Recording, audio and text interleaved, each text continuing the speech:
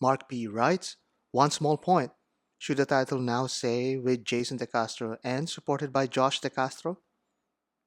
Very much looking forward to the next episode. Sure thing. Designer Notes Subject 89.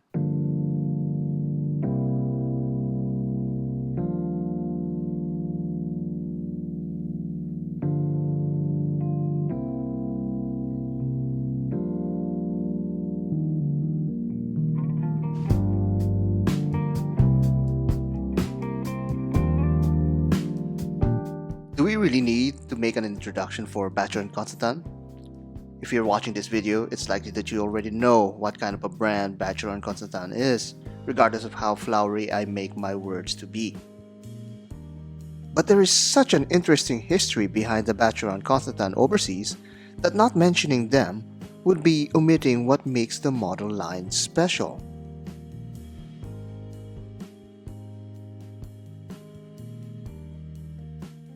Like, comment, and subscribe for content you'd like to see next. Follow us at Instagram at DesignAtelierRuba for behind-the-scenes content. Email us at designatelierviewer@gmail.com.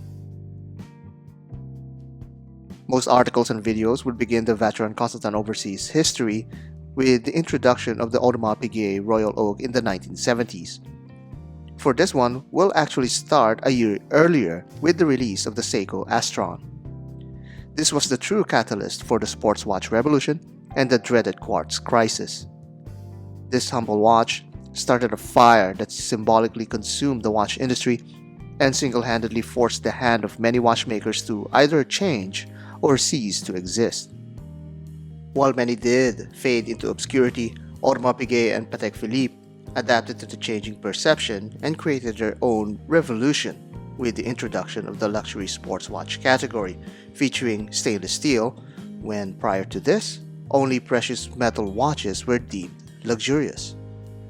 In 1977, Vacheron Constantin, the oldest watch brand in continuous operation, launched the Vacheron Constantin 222, which was designed by Jörg Heisek, an apprentice of Gerald Genta who designed the Royal Oak and Nautilus.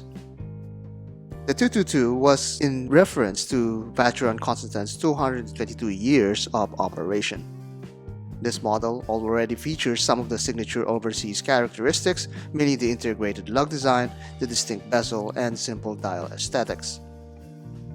These were produced in different versions from 37mm using the automatic JLC movements to 34mm quartz timepieces and even two-tone models with precious metals.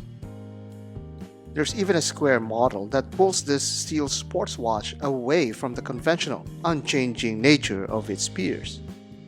In time, the 222 was discontinued with limited quantities available even during its heyday. Before the overseas was christened, the 333 was released. It continues some of the many traits of the 222 like the bracelet and dial, but smoothens out many of its angles. There has been mention too of the Phileas that's somewhat associated with the watch line, but mainly due to its integrated bracelet design. Though the 333 and the Phileas were treated as descendants of the 222, it's the overseas that really was the flagship model that sprouted out of the 222 for most enthusiasts. Launched in 1996, the first generation Vacheron Constantin overseas proved to be an appealing line for the jet-setting watch aficionado. There's still a wide range of options in sizes. There's 37, 35, and 24mm models. The bezel was redesigned to have the Maltese cross tip, with the bracelet borrowing its aesthetics from the Phileas. The 37mm VC1310 was the patriarch of the line and used the Girard-Perregaux 3100 automatic movement, a departure from the JLC movements of the 222.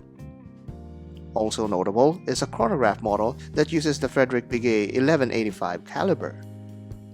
The second version of the overseas was launched in 2004 with a more modern design, notably its metal bracelet featuring a half Maltese cross motif and optimized for greater comfort. Aside from the bracelet link redesign, the end link is now extended all the way up to the bezel. The crown guard was also removed, which brought the overall case shape back to the original 222 silhouette. The sizes also increased significantly at 42mm for the chronograph models. In 2006, a dual-time overseas was added to the collection, featuring a second time zone, power reserve day and night, and date indications. In 2007, the first leather and alligator strap models started to appear. We are starting to see the modern overseas from this point onward. There are also some notable complications that were available, like a perpetual calendar chronograph, which is pretty complex. 2016 marked the revamp of the overseas collection, with its third generation being redesigned by Vincent Kaufman. There's now less Maltese cross tips at the bezel, from 8 to just 6, and there is also a clear case back to marvel at the beautiful movement. The new in-house movements were introduced with new complications in this generation. These are Geneva hallmark movements, which firmly cements the overseas pedigree in the haute horology realms. In this generation, we also see the new interchangeable straps and bracelets that its peers from AP and Patek do not offer up at this point. This line comprises of 6 different models. Aside from the small models, which measures at just 37mm, the rest of the other models are 40mm and up wide. Through its 3 generations, the overseas built a solid reputation as one of the premier steel sports watch in the market. It took them a while before the public accepted it, but now it's common accepted knowledge within watch circles that the Vacheron Constantin overseas belongs to the holy trinity of horology. Looking closer at the current line of overseas will help us appreciate what makes this watch line held at such high esteem. The Maltese cross is one of the most recognizable signature elements of the Vacheron Constantin overseas. It's a singular design element that was consciously built into the watch, giving it both its spirit and personality. The tips of the Maltese cross is echoed on the bezel, dial, and bracelet. These exhibit varying finishes that are quite difficult to achieve as well. While the bezel seems pretty straightforward with its high mirror polish, the bracelet detail is just many levels more complex than it seems. While most watch bracelets are polished as a whole band, the overseas bracelet will need to be polished individually to achieve its satin finish with its curved profile. On top of this satin finish are the mirror polishing that forms the corners of the Maltese cross. There is no way to accomplish this level of polishing in less than 4 steps. Notice these sharp corners? Typically, this kind of polishing can only be achieved by hand. The same way that the movement on gouges require manual execution, this part of the bracelet will require the same level of attention.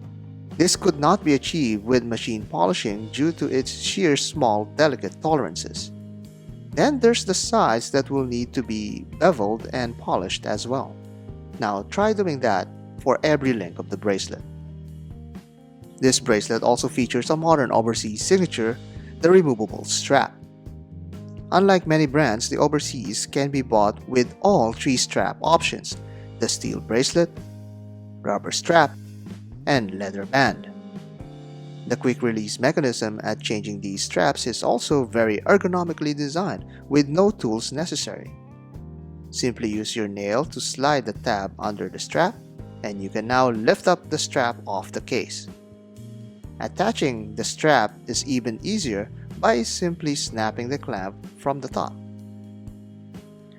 This extreme attention to finishing is on full display behind the watch. Vacheron Constantin is proud to sport the Geneva hallmark both on the movement and case.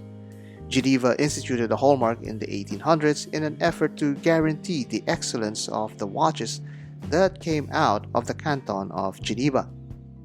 This hallmark is only given to watches that were submitted for rigorous, meticulous inspections aimed at validating craftsmanship on all surfaces.